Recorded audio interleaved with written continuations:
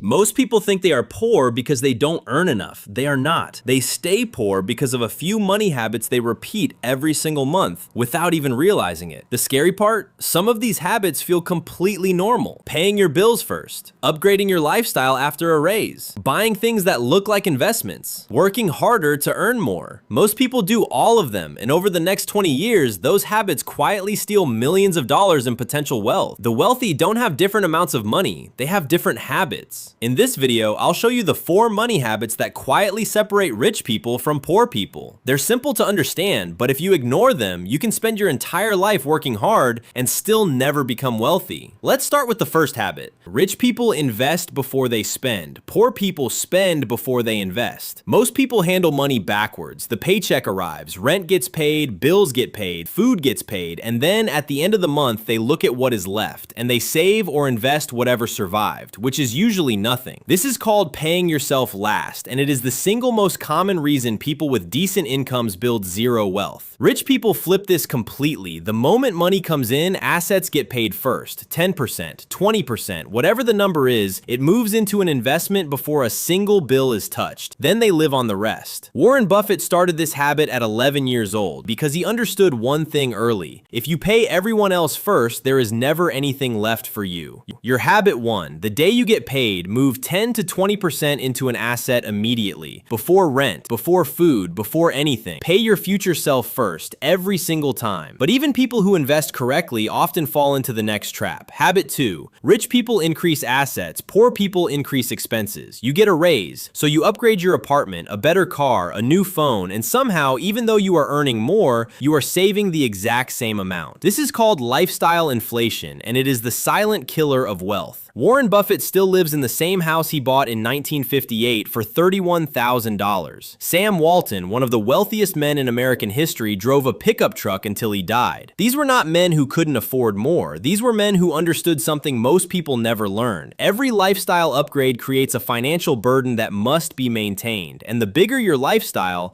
the harder it becomes to ever stop working. Your habit 2, every time your income increases, let your lifestyle stay the same for at least 6 months. Stack the difference into assets. Your lifestyle will improve, but only after your assets can pay for it, which connects directly to the third habit. Habit 3, rich people track money. Poor people spend emotionally. Most people think they need to earn more money, but often that is not the real problem. The real problem is they have no idea where their money is going. They spend based on feelings. A coffee here, food delivery there, a few online purchases, a subscription they forgot about, and by the middle of the month, the account is almost empty. Then they ask, where did all my money go? That is the problem. Rich people rarely ask that question because they already know. They track every dollar, not because they are obsessed with money, because they understand that money grows where attention goes. John D. Rockefeller started tracking every dollar as a teenager because he wanted to become rich. He understood something most people ignore. If you do not control your money